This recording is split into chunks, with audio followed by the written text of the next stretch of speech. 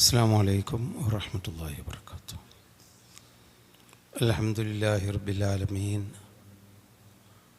نحمده ونستعينه ونؤمن به ونتوكل عليه، ونعوذ بالله من شرور أنفسنا ومن سيئات أعمالنا. من يهده الله فلا مضل له ومن يضلله فلا هادي له، وأشهد أن لا إله إلا الله وحده لا شريك له، وأشهد أن محمدًا عبده ورسوله أرسله بالهدى ودين الحق ليظهره على الدين كله ولو كره المشركون. اللهم صل على محمد وعلى آل محمد كما صليت على إبراهيم وعلى آل إبراهيم إنك حميد مجيد. اللهم بارك على محمد وعلى آل محمد كما باركت على إبراهيم وعلى آل إبراهيم إنك حميد مجيد. أما بعد، فإن خير الحديث كتاب الله، وخير الهدي هدي محمد صلى الله عليه وسلم، وشر الأمور محدثاتها وكل بدعة ضلالة. أعوذ بالله من الشيطان الرجيم. بسم الله الرحمن الرحيم. يا أيها الذين آمنوا اتقوا الله حق تقاته ولا تموتن إلا وأنتم مسلمون. أعوذ بالله من الشيطان الرجيم. يا أيها الذين آمنوا اتقوا الله وقولوا قولا سديدا يصلح لكم أعمالكم ويغفر لكم ذنوبكم ومن يطع الله ورسوله فقد فاز فوزا عظيما. ബഹുമാന്യരായ സഹോദരന്മാരെ, സഹോദരികളെ, പരിശുദ്ധ മാസം അതിൻ്റെ അവസാനത്തോട് അടുക്കുകയാണ്. റമദാൻ ഇനിയും വരും. അതുകൊണ്ട് റമദാൻ നമ്മിൽ നിന്ന് പിരിഞ്ഞു പോകുന്നില്ല. നമ്മളാണ് റമദാനിൽ നിന്ന് പിരിഞ്ഞു പോകുന്നത്. എത്രയോ കാലങ്ങളായി നമ്മളാരും പിരിഞ്ഞു പോകാത്തത് കൊണ്ട് എല്ലാ വർഷവും റമദാൻ അതിൻ്റെ പുണ്യങ്ങൾ നേടുന്നവരും നേടാത്തവരുമായി റമദാനിൽ നമ്മൾ ജീവിച്ചിരിപ്പുണ്ട്. എന്നാൽ എത്രയോ ആളുകൾ റമദാനുമായി വിട പറഞ്ഞുപോയി. നമ്മുടെ കൂട്ടത്തിൽ തന്നെ ഉണ്ടായിരുന്ന, റമദാനിലും അല്ലാത്ത കാലത്തും ഒപ്പമുണ്ടായിരുന്നവരൊക്കെ. അപ്പം മനുഷ്യർ റമദാനിനോട് വിട പറയുകയാണ്. അവരിനി തിരിച്ച് റമദാനിലേക്ക് വരില്ല. റമദാൻ നമ്മളോട് വിട പറയുകയല്ല. റമദാൻ ഇനിയും വരും നമ്മിൽ ജീവിച്ചിരിക്കുന്നവർക്ക്. അപ്പം നമ്മളാണ് കൂടുതൽ ശ്രദ്ധിക്കേണ്ടത്. ഇനിയുള്ള നാളുകൾ ഏറ്റവും കൂടുതൽ നന്മയിലേക്ക് അടുക്കേണ്ട മാസമാണ്. മനസ്സിൻ്റെ ക്രൂരത ഇല്ലാതെയാക്കി തെളിഞ്ഞ മനസ്സോടുകൂടി ഒരു പുതിയ ജീവിതം നമ്മൾ കണ്ടെത്തേണ്ടവരാണ്. ഓരോ റമദാനും കഴിഞ്ഞു പോയിട്ട് ആ റമദാനിൽ ഒരു മാറ്റമുണ്ടാകുന്നില്ലെങ്കിൽ അവൻ ശപിക്കപ്പെട്ടവനായിട്ടാണ് പ്രവാചകൻ നമ്മളെ പഠിപ്പിക്കുന്നത്. ഇത്ര നല്ല അവസരങ്ങളുണ്ടായിട്ടും നമ്മൾ മാറിയിട്ടില്ലെങ്കിൽ പിന്നെ എന്ന് മാറാനാണ് എന്നൊക്കെ നബി ചോദിക്കുന്നുണ്ട്. മനുഷ്യ സൃഷ്ടികളിൽ ഏറ്റവും ഉത്തമനാണ് അഷ്റഫുൽ ഖൽഖ് മുഹമ്മദ് നബി സല്ലല്ലാഹു അലൈഹി വസല്ലമ. അള്ളാഹുവിൻ്റെ മലക്കുകളിൽ ഏറ്റവും ഉത്തമനാണ് റൂഹുൽ ഖുദുസ് ജിബ്രീൽ. ജിബ്രീലും നബിയും കൂടി ഒപ്പം പ്രാർത്ഥിച്ച ഒരു പ്രാർത്ഥനയുണ്ട് റമദാനിനെ പറ്റി. നിങ്ങൾ കഴിഞ്ഞ ക്ലാസ്സുകളിൽ കേട്ടിരിക്കും. ജിബ്രീൽ പ്രാർത്ഥിക്കുന്നു, നബി ഉത്തരം പറയുന്നു. നാട്ടുകാരൊക്കെ അത് നോക്കി എന്താണിതെന്ന് നബിയോട് ചോദിക്കുന്നു. ഒരു ദിവസം നബി സല്ലല്ലാഹു അലൈഹി വസല്ലമ മിമ്പറിലേക്ക് ഓരോ സ്റ്റെപ്പും കയറിക്കൊണ്ടിരിക്കുമ്പോൾ ആമീൻ ആമീൻ ആമീൻ എന്നിങ്ങനെ നബി പറയുന്നത് സഹാബിമാർ കേൾക്കുകയാണ്. അവർക്കൊരു പിടുത്തം കിട്ടുന്നില്ല, എന്താണ് ഈ പറയുന്നത്, ആർക്കാണ് ആമീൻ പറയുന്നത്. അവസാനം മിമ്പറയിൽ നിന്ന് ഇറങ്ങിക്കഴിഞ്ഞിട്ട് നബി ചോദിച്ചു, ജനങ്ങൾ ചോദിച്ചു, ആരോടാണ്, എന്തിനാണ് നിങ്ങൾ ആമീൻ പറഞ്ഞതെന്ന്.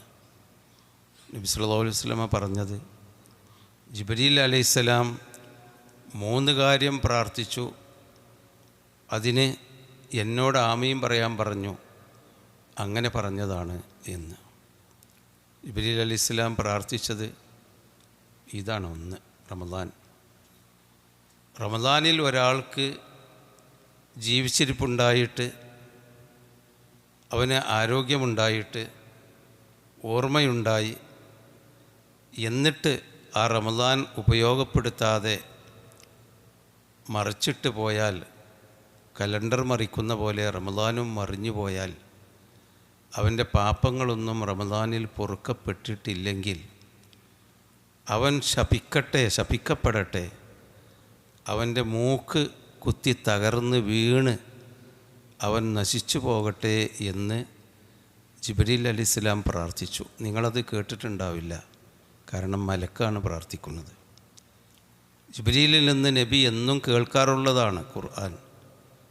അങ്ങനെ ഞാനത് കേട്ടു എന്ന് മാത്രമല്ല, എന്നോട് ഖുൽ ആമീൻ, നീ ആമീൻ എന്ന് പറയൂ, എല്ലാ ജനങ്ങൾക്കും വേണ്ടി വിശ്വാസികളുടെ പ്രതിനിധിയായി ജിബ്രീൽ നബിയോട് പറഞ്ഞു, നിങ്ങൾ ആമീൻ പറയണം. അതുകൊണ്ടാണ് ഞാൻ 1-ാമത്തെ ആമീൻ പറഞ്ഞത്. സഹോദരന്മാരെ, അതാണ് റമദാൻ. അഷ്റഫുൽ ഖൽഖ് ആമീൻ പറഞ്ഞു, അഷ്റഫുൽ മലായികത്ത് പ്രാർത്ഥിച്ചു.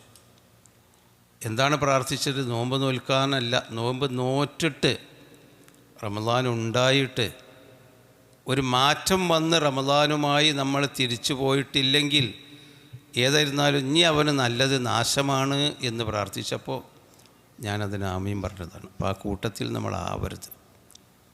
ആ കൂട്ടത്തിൽ പെടാതിരിക്കാനാണ് നമ്മൾ ഇനിയുള്ള മണിക്കൂറുകൾ എന്ന് വേണമെങ്കിൽ പറയാവുന്ന സന്ദർഭങ്ങളുണ്ട്. മനസ്സ് അലിയുകയാണ് യഥാർത്ഥത്തിൽ വേണ്ടത്. മനസ്സ് അലിഞ്ഞു പോകണം. മനസ്സിൻ്റെ ഉള്ളിൽ ഭയവും അതുപോലെ സങ്കടങ്ങളും പശ്ചാത്താപബോധവും കാരുണ്യവുമൊക്കെ ഉണ്ടാവണം. അത് പിന്നെ തിരിച്ചു പോകാൻ പാടില്ല. അത് മനസ്സിൽ നമ്മുടെ മരണം വരെ വഅ്ബുദ് റബ്ബക ഹത്താ യഅതിയക്കൽ യഖീൻ, മരണം വരുന്നത് വരെ ആ ഒരു ശുദ്ധി നമ്മളിലുണ്ടാവണം. അപ്പോൾ അങ്ങനെയുള്ള ഒരു റമദാൻ നബി സല്ലല്ലാഹു അലൈഹി വസല്ലമയുടെ വ്യക്തി ജീവിതമാണ് എനിക്ക് നിങ്ങളോട് പറയാനുള്ളത്. നബി സല്ലല്ലാഹു അലൈഹി വസല്ലമ കാരുണ്യത്തിൻ്റെ പ്രവാചകനാണെന്നാണ് അല്ലാഹു തആല നമ്മളെ പഠിപ്പിച്ചത്. വമാ അർസൽനാക ഇല്ലാ റഹ്മത്തൽ ലിൽ ആലമീൻ, ലോകത്തുള്ള എല്ലാവർക്കും പ്രവാചകൻ കരുണയാണ്. വിശ്വസിച്ചവർക്കും വിശ്വസിക്കാത്തവർക്കൊക്കെ പ്രവാചകൻ കാരുണ്യത്തിൻ്റെ ദൂതനാണ്. അള്ളാഹുവിൻ്റെ കാരുണ്യം കൊണ്ടാണ് അള്ളാഹു പ്രവാചകനെ അയച്ചത് എന്ന് നമുക്ക് ഖുർആനിൽ നിന്ന് തന്നെ കാണാം. നബിയെ അയച്ചത് തന്നെ അള്ളാഹു നമ്മളോട് കാണിച്ചൊരു കാരുണ്യമാണ്. ഒരു പ്രവാചകനില്ലായിരുന്നുവെങ്കിൽ എന്തായിരുന്നു മനുഷ്യൻ്റെ അവസ്ഥ? അല്ലെങ്കിൽ ഈ പ്രവാചകന്മാർ മനുഷ്യനെ നല്ല മാർഗങ്ങൾ ഉപദേശിച്ച് തന്നിട്ടില്ലായിരുന്നുവെങ്കിൽ മനുഷ്യൻ്റെ അവസ്ഥ എന്താകുമായിരുന്നു? നേരും നെറികേടും തിരിച്ചറിയാത്ത, അക്രമങ്ങളും തോന്നിവാസങ്ങളും മാത്രമുള്ള ഒരു മൃഗമായിരുന്നില്ലേ മനുഷ്യൻ? ആ മൃഗീയതയിൽ നിന്ന് ലോകത്തെ മനുഷ്യ സമൂഹത്തെ ഒരു പരിധി വരെയെങ്കിലും നന്മയിലേക്ക് കൊണ്ടുവന്നത് പ്രവാചകാധ്യാപനങ്ങളാണ്. ലോകത്തൊരുപാട് കണ്ടുപിടുത്തങ്ങളും ഒരുപാട് നാഗരികതയുടെ അടയാളങ്ങളും ഉണ്ടായിട്ടുണ്ടെങ്കിലും നല്ല സ്വഭാവം വേണം, സത്യസന്ധത വേണം, നീതി പാലിക്കണം എന്നൊന്നും കണ്ടുപിടുത്തങ്ങളിൽ കൂടി ഉണ്ടായതല്ല. നേരെ മറിച്ച് അമ്പിയാക്കന്മാരുടെ തിരുശേഷിപ്പുകൾ തന്നെയാണ്. അമ്പിയാക്കന്മാരല്ലാത്ത ആരും മനുഷ്യർക്ക് ഈ തിരുശേഷിപ്പുകൾ പറഞ്ഞു കൊടുത്തിട്ടില്ല. ആ അമ്പിയാക്കന്മാരുടെ കാരുണ്യത്തിൻ്റെ ബാക്കിയാണ് അള്ളാഹു നമുക്ക് നൽകിയ ഈ ഇസ്ലാം എന്ന കാരുണ്യം. അതുതന്നെയാണ് വലിയ കാരുണ്യം. നമ്മളൊക്കെ മുസ്ലിങ്ങളായിട്ടില്ലെങ്കിൽ നിങ്ങളതിൻ്റെ ഒരവസ്ഥ വെച്ച് നോക്കൂ. നമ്മളൊക്കെ മുസ്ലിങ്ങളായത് ഒരു പക്ഷേ ഒരു കരുതിക്കൂട്ടി ഇസ്ലാമിലേക്ക് അത് ശരിയാണെന്ന് പറഞ്ഞ് കയറി വന്നവരാവണമെന്നില്ല. നമ്മളിങ്ങനെ ജന്മനാ മുസ്ലിങ്ങളായി. ഏതായിരുന്നാലും ഇസ്ലാം നമുക്കൊരു അനുഗ്രഹമല്ലേ? അല്ലെങ്കിൽ നമ്മുടെയൊക്കെ സ്വഭാവം എന്താകുമായിരുന്നു? നമ്മളിവിടെ മദ്യപാനികളും വ്യഭിചാരികളും തോന്നിവാസികളും അക്രമികളും കൊള്ളക്കാരും ഒക്കെ ആകുമായിരുന്നല്ലോ മുസ്ലിം അല്ലെങ്കിൽ.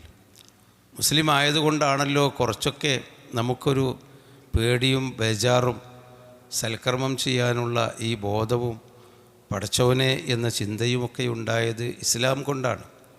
അപ്പോൾ ആ ഇസ്ലാമാണ് നബി നമുക്ക് നൽകിയ ഏറ്റവും വലിയ അനുഗ്രഹം. ആ അനുഗ്രഹം നമ്മൾ ഉപയോഗപ്പെടുത്തുക എന്നതാണ് ഏറ്റവും പ്രധാനമായിട്ടുള്ളത്. അള്ളാഹു ഈ ഭൂമിയെ പൊതിഞ്ഞിരിക്കുന്നത് റഹ്മത്ത് കൊണ്ടാണ് എന്നാണ് പഠിപ്പിച്ചത്. അതുകൊണ്ടാണ് നമ്മളെപ്പോഴും എന്ത് ചെയ്യുകയാണെങ്കിലും അള്ളാഹുവിൻ്റെ റഹ്മത്ത് ഓർക്കാതെ നമ്മളൊന്നും തുടങ്ങാൻ പാടില്ല. ബിസ്മി ചൊല്ലാതെ നമ്മളൊന്നിലേക്കും കടക്കുന്നില്ലല്ലോ. ബിസ്മില്ലാഹിർ റഹ്മാനിർ റഹീം 2 വട്ടം റഹ്മാൻ റഹീം, അത് രണ്ടിൻ്റെ ഇടയിൽ വ്യത്യാസമുണ്ട്. റഹ്മാൻ എന്ന് പറഞ്ഞാൽ അള്ളാഹുവിൻ്റെ കാരുണ്യം, അവന് കീഴ്പ്പെട്ട് ജീവിച്ചവർക്കും അല്ലാത്തവർക്കും കൊടുക്കുന്നവൻ എന്നാണ്. പടച്ചോൻ നമുക്ക് ആരോഗ്യം തരുന്നതും കഴിവ് തരുന്നതും സൗകര്യങ്ങളൊക്കെ തന്നത് നമ്മൾ അള്ളാഹുവിന് എന്തെങ്കിലും ചെയ്തു കൊടുത്തത് കൊണ്ടല്ല. എത്രയോ നിഷേധികൾക്ക്, അക്രമികൾക്ക്, തോന്നിവാസികൾക്ക് അള്ളാഹു ഭരണം കൊടുക്കുന്നു, ശക്തി കൊടുക്കുന്നു, അവർക്ക് എല്ലാവിധ സൗകര്യങ്ങളും കൊടുത്തുന്നു. ഈ ഫലസ്തീനിലൊക്കെയുള്ള ആ നിരപരാധികളായ കുഞ്ഞു മക്കളെയും അതുപോലെ സ്ത്രീകളെയും ഒക്കെ ഒരു തുള്ളി വെള്ളം പോലും കൊടുക്കാതെ അവരെ കഷ്ടപ്പെടുത്തുന്ന ആ അക്രമികൾക്കും അല്ലാഹു തആല ആയുധം കൊടുക്കുന്നുണ്ട്, അവർക്ക് ഭരണം കൊടുക്കുന്നുണ്ട്, അവർക്ക് പിന്തുണ കൊടുക്കുന്നുണ്ട്, അവർക്ക് ശക്തി കൊടുക്കുന്നുണ്ട്. അത് അള്ളാഹുവിൻ്റെ റഹ്മത്താണ് എന്നാണ് പറയുന്നത്. അള്ളാഹു ഈ ഭൂമി ഈ റഹ്മത്ത് കൊണ്ട് പൊരിഞ്ഞിരിക്കുകയാണ്. ഈ ലോകത്ത് റഹ്മത്തി വസിഅത്ത് കുല്ല ഷൈഇൻ, എൻ്റെ റഹ്മത്ത് എല്ലാ വസ്തുവിനെയും വിശാലമാക്കിയിരിക്കുന്നു. അതാണ് റഹ്മാൻ. അള്ളാഹുവിന് വഴിപ്പെട്ടവർക്കും വഴിപ്പെടാത്തവർക്കും നന്മ ചെയ്യുന്നവൻ എന്ന് നമ്മൾ ചെറുപ്പകാലത്ത് ദീനിയാത്തിലും അമലിയാത്തിലും പഠിച്ചിട്ടുണ്ടല്ലോ. അപ്പോൾ എല്ലാവർക്കും റഹ്മത്ത് ചെയ്യുന്ന അള്ളാഹുവിൻ്റെ റഹ്മത്ത് കൊണ്ടാണ് നമ്മളിവിടെ ജീവിക്കുന്നത്. എന്നാൽ റഹീമാണ് അല്ലാഹു തആല. ഈ റഹ്മത്തൊക്കെ നിർത്തി കീഴ്പ്പെട്ടവർക്ക് മാത്രം നാളെ പരലോകത്ത് റഹ്മത്ത് ചെയ്യുന്നവനാണ്. അതാണ് റഹീം. പരലോകത്തെത്തുമ്പോൾ എല്ലാ തോന്നിവാസികൾക്കും അക്രമികൾക്കും അല്ലാഹു റഹ്മത്ത് ചെയ്യൂല. അവർക്ക് നിഖ്മത്ത്, ശിക്ഷയായിരിക്കും കൊടുക്കുക. അന്ന് അള്ളാഹുവിൻ്റെ റഹ്മത്ത് അള്ളാഹുവിന് കീഴ്പ്പെട്ട് വിശ്വാസികളായി ജീവിച്ചവർക്കേ ഉള്ളൂ. ആ 2 റഹ്മത്തിൻ്റെ ഭാഗങ്ങളും അള്ളാഹുവിൻ്റെ പേരിൽ ഉച്ചരിച്ചു കൊണ്ടാണ് നമ്മൾ എല്ലാ കാര്യവും തുടങ്ങേണ്ടത്. ബിസ്മില്ലാഹിർ റഹ്മാനിർ റഹീം, പരമകാരുണികനും കരുണാനിധിയും എന്നൊക്കെ പറയുമ്പോൾ അത് മലയാള ഭാഷയുടെ പരിമിതി മാത്രമാണ്, അതിൻ്റെ വിശാലമായ അർത്ഥമുണ്ട്. അപ്പോൾ ആ ഒരു റഹ്മത്ത് കൊണ്ടാണ് ഈ ഭൂമി നിലനിൽക്കുന്നത് തന്നെ. അള്ളാഹുവിൻ്റെ റഹ്മത്തിനെ നബി സല്ലല്ലാഹു അലൈഹി വസല്ലമ ജനങ്ങൾക്ക് മനസ്സിലാകാൻ വേണ്ടി പറഞ്ഞു കൊടുത്തൊരു ഉദാഹരണമുണ്ട്. മനസ്സിലാകാൻ വേണ്ടി, അതായത് അള്ളാഹുവിന് 100 റഹ്മത്തുണ്ട് എന്ന് ഒരു സങ്കല്പത്തിന് വേണ്ടി പറയാണ്. 100 റഹ്മത്തുണ്ട്. അതിൽ ഒരു റഹ്മത്താണ് ഭൂമിയിലാകെ, ഈ ഭൂമി നിലനിൽക്കുന്നത് തന്നെ അള്ളാഹുവിൻ്റെ റഹ്മത്താണ്. ആകാശഭൂമികൾ ഈ തെറ്റാതെ, ഇത് പരസ്പരം കൂട്ടിമുട്ടാതെ, ഈ സൂര്യചന്ദ്ര നക്ഷത്രാദികൾ, ഇവിടെയുള്ള ജീവജാലങ്ങൾ, നമ്മളൊക്കെ തന്നെ നമ്മുടെ റഹ്മത്ത് നമ്മുടെ മനസ്സിൻ്റെ ഉള്ളിൽ അള്ളാഹ് ഇട്ടു തന്നത്, ജീവജാലങ്ങൾക്ക് എല്ലാവർക്കും കൊടുത്തത് അള്ളാഹുവിൻ്റെ 100 റഹ്മത്തിൽ ഒരു റഹ്മത്താണ്. എത്ര മക്കൾ നമ്മളോട് വേണ്ടാത്തരം ചെയ്താലും എൻ്റെ മക്കൾ എന്ന ആ കാരുണ്യം നമുക്കുണ്ട്. നബി സല്ലല്ലാഹു അലൈഹി വസല്ലമ ഒരു യാത്ര കഴിഞ്ഞ് വന്നപ്പോൾ, ഒരു യുദ്ധയാത്ര പോയതാണ്, കാര്യമായിട്ടുള്ള യുദ്ധമൊന്നും ഉണ്ടായില്ല. തിരിച്ചു വന്നപ്പോൾ അക്രമികളായ ആളുകളിൽ നിന്ന് കുറേ ആളുകളെ ബന്ധനസ്ഥരാക്കി പിടിച്ചിരുന്നു. അവരെയും കൊണ്ടാണ് വന്നത്. അത് അവരുടെ യുദ്ധമുറയുടെ ഒരു ഭാഗമാണ്, ബന്ധനസ്ഥരെ പിടിക്കുക എന്നുള്ളത്. ബന്ധനസ്ഥരെ പിടിച്ചുകൊണ്ട് വന്ന് അവരൊരു ഭാഗത്താക്കിയപ്പോൾ ആ കൂട്ടത്തിൽപ്പെട്ട ഒരു പെണ്ണ് ഓടി നടക്കുകയാണ്, അവിടെയും ഇവിടെയൊക്കെ ആയിട്ട്. എന്തൊക്കെയോ ആളുകളുടെ ഇടയിൽ വെപ്രാളപ്പെട്ട് ഓടി നടക്കുകയാണ്. അപ്പോൾ സഹാബിമാരും നബിയൊക്കെ ഇങ്ങനെ നോക്കി നിൽക്കുന്നുണ്ട്. ആ പെണ്ണിൻ്റെ വെപ്രാളം കണ്ടിട്ട് എന്തോ തിരഞ്ഞു നടക്കുന്ന പോലെ. അവസാനം ആ സ്ത്രീക്ക് ഒരു കുട്ടിയെ കിട്ടി. ആ കൂട്ടത്തിൽ ഒരാളുടെ കയ്യിലൊരു കുട്ടി ഉണ്ടായിരുന്നു. അതിൻ്റെ തള്ളനെ കിട്ടിയിട്ടില്ല അവർക്ക്. ആ കുട്ടിയെ കണ്ടപ്പോൾ കുട്ടി ഉമ്മയുടെ നേരെ ഓടി ചാടി കൈ നീട്ടി. ഉമ്മ കുട്ടിയുടെ നേരെയും കൈ നീട്ടി പിടിച്ച് അതിനെ മാറോടണച്ച് ചുംബിച്ച് ഉമ്മ ആ സന്തോഷം കൊണ്ട് കരയുകയാണ്. അപ്പോൾ നബി സല്ലല്ലാഹു അലൈഹി വസല്ലമ കാണിച്ചു കൊടുത്തു, നോക്കി ആ തള്ളയും കുട്ടിയും തമ്മിലുള്ള ബന്ധം. ആ ഉമ്മക്ക് കുറച്ചു നേരം കുട്ടിയെ ആ തിരക്കിനിടയിൽപ്പെട്ട് കാണാതായപ്പോൾ ആ ഉമ്മക്കുണ്ടായ പരിഭ്രമം. ആ തള്ളങ്ങനെ ഓടി നടന്നിരുന്നു ആ സ്ത്രീ. അവസാനം കുട്ടിയെ കിട്ടിയപ്പോൾ ഉണ്ടായി അതിനെ ചുംബിക്കുന്നത്, അതിനോടുള്ളൊരു സ്നേഹം നോക്കി നിങ്ങൾ. അപ്പോൾ സഹാബിമാരതിങ്ങനെ അനുഭവിച്ചു. റഹ്മത്തിൻ്റെ, ഉമ്മാക്ക് മക്കളോടുള്ള കാരുണ്യത്തിൻ്റെ ആ വലിപ്പം നേരിൽ കണ്ട് അനുഭവിക്കുകയാണ് സഹാബിമാർ. അപ്പോൾ നബി ഒരു പാഠം പഠിപ്പിച്ചു കൊടുത്തു. അങ്ങനെയാണ് നബിയുടെ പാഠം. ഓരോന്നിങ്ങനെയാണ് കാണിച്ചു കൊടുത്തിട്ട് അപ്പം അങ്ങോട്ട് പഠിപ്പിച്ചു കൊടുക്കും. അപ്പോൾ ഒരു പാഠം എന്താണ്? ഇതിനേക്കാളും നിങ്ങളോട് റഹ്മത്ത് അള്ളാഹ്ക്കുണ്ട്. ഇതിനേക്കാളും റഹ്മത്ത് നിങ്ങളോട് അള്ളാഹുവിനുണ്ട്. അള്ളാഹുവിൻ്റെ റഹ്മത്ത് 100 ആ 100-ൽ ഒരംശമാണ് ഈ ഭൂമിയിലുള്ള എല്ലാവർക്കും കൊടുത്തത്. പക്ഷികൾക്കും ജന്തുക്കൾക്കും മൃഗങ്ങൾക്കും മനുഷ്യന്മാർക്കും ഉമ്മമാർക്കും ഉപ്പമാർക്കും ഒക്കെ കൊടുത്തത്. 100 അള്ളാഹുവിൻ്റെ അടുക്കൽ 99 ബാക്കിയിരിക്കുകയാണ്. ആർക്ക്? കഴിയും വിധം അള്ളാഹുവിനെ അനുസരിച്ച് ജീവിച്ച് മരിച്ചു പോയവർക്ക്. അപ്പോൾ ആ ഒരു റഹ്മത്ത് നമുക്കവിടെ ഉണ്ട്. നമ്മളതിൽ സന്തോഷിക്കാനും നമുക്ക് ആഹ്ലാദിക്കാനുമുള്ള റഹ്മത്തുണ്ട്. ആ റഹ്മത്ത് കൊണ്ടാണ് യഥാർത്ഥത്തിൽ നമ്മൾ ഒമാ ലലമഹുമുല്ലാഹു വലാകിൻ കാനു അൻഫുസഹും യദ്ലിമൂൻ എന്ന് അള്ളാഹു ആവർത്തിച്ച് പറയലുണ്ട്. ശിക്ഷിക്കുന്ന സന്ദർഭം പറയുമ്പോഴാണ്. അവരെ അള്ളാഹു തആല ശിക്ഷിക്കും, നരകത്തിലിടും എന്നൊക്കെ പറയുമ്പോൾ അള്ളാഹ് അവരെ ആക്രമിക്കുകയായിരുന്നില്ല, അവർ അവരെ തന്നെ ആക്രമിക്കുകയായിരുന്നു എന്ന്. അള്ളാഹിൻ്റെ കൽപ്പനയ്ക്ക് വിരുദ്ധമായി നമ്മൾ ചെയ്യുകയോ പറയുകയോ ഒക്കെ ചെയ്യുകയാണെങ്കിൽ അതിൻ്റെ ളുൽമ്, ആ ളുൽമിൻ്റെ പരിക്ക് അള്ളാഹ്ക്കല്ല, അള്ളാഹ്ക്കൊരു പരിക്കും ഏൽക്കൂല. ആ പരിക്ക് നമ്മൾ തന്നെ അനുഭവിക്കേണ്ടി വരും. അപ്പോൾ നമുക്ക് വേണ്ടത് നമ്മളോടാദ്യമായി റഹ്മത്തുണ്ടാവണം. നമ്മുടെ ഈ ശരീരത്തിനോട്, നമ്മളെ ശരീരത്തിനോടാണ് ഞാൻ ഈ തേച്ചു മിനുക്കി വൃത്തിയാക്കി ഓരോ ദിവസവും കണ്ണാടിക്ക് മുമ്പിലിരുന്ന് ഒക്കെ വൃത്തിയാക്കിയിട്ടാണ് പലരും പുറത്തിറങ്ങാറുള്ളത്.